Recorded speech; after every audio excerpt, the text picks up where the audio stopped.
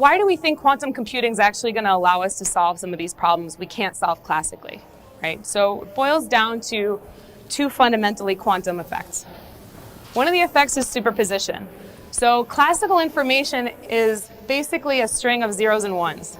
Everything that classical computing has enabled is, boiled down to a sequence of zeros and ones. So quantum computing or quantum information has this property that the states can exist in a superposition of 0 and 1, right? So not just 0, not just 1, but a superposition of 0 and 1, right? And you can also have complex superpositions of 0 and 1. So you start to be able to explore a much richer set of states. So if 1 qubit can be in a superposition of 2 states, then 2 qubits can be in a superposition of 4 states, and 3 qubits can be in a superposition of 8 states. So the possibility space you can explore is much more interesting and complex in quantum information. So the diagram on the right is showing you a superposition of 5 qubits, right? So you can be in a superposition of 32 states. So superposition is the first thing. The second thing is entanglement. This idea of entanglement is, okay, I've got 2 qubits and I'm entangling them together. So measuring the first qubit can tell me something about what will happen when I measure the second qubit. Okay, so entanglement is the second property that gives quantum information a really unique difference.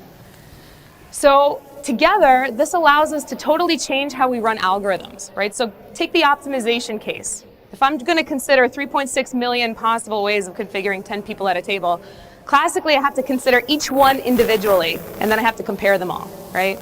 Here's how quantum computing is going to solve that problem. You take your qubits, you go into a superposition of all the possible states, all the possible configurations, and then when you encode the problem into your quantum computer, you're applying a phase on each of the states. The phase is, that kind of axis towards the center of that sphere you saw in the previous chart. You encode a phase on each of the states. And when waves are in phase, the amplitudes add. And when waves are out of phase, they cancel, right? So when you have noise-canceling headphones, what you're doing is you're creating noise that's exactly out of phase with the noise you're trying to cancel, right? So in quantum computing, you're going to go into a superposition of all these states. When you encode the problem onto the machine, you're applying a phase on each of the states. And then you're using interference. And you amplify some answers, and you cancel other answers. Eventually, you arrive at the solution. So it's just totally different, right? You just got to completely rethink how we're going to solve these problems, and that's kind of how quantum's going to do it. So it's obvious why the number of qubits matter, right? If I have 1 qubit, I can be in 2 states, and the more qubits I can have, I can be in a superposition of 2 to the n states.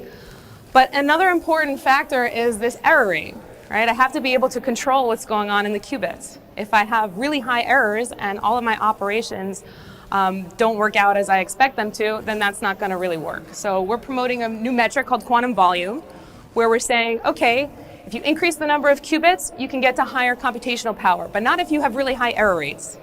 So we have to both move towards lower error rates and higher qubit count, okay? So how do you actually build a quantum computer, right? This is how it should work theoretically. How do you actually go and do this in real life? So first of all, you have to have qubits that work in such a way that you can harness quantum mechanics. So we build basically artificial atoms. Atoms behave quantum mechanically. We build an artificial atom, and we make it out of a superconducting Josephson junction coupled to a microwave resonator. Okay, so this is what it actually looks like on the chip. You have these squares that are your qubits, and these squiggly lines are your microwave resonators, and inside of the qubit is a superconducting Josephson junction. And we got to cool this thing down to 0.015 Kelvin, where 0 is absolute 0, right? Room temperature is 300. This is significantly colder than outer space. And we talk to the qubits with microwaves. So this is what it actually looks like. This is how we talk to the qubits. We have inside of a dilution refrigerator, which you'll see on the next chart, we have all of these microwave cables that allow you to actually go and probe the qubits with microwaves, okay? And this is what it looks like in the actual lab. So these giant white cylinders, these are our dilution refrigerators. And here you can see my friend Nick working on one of the insides of the quantum computer.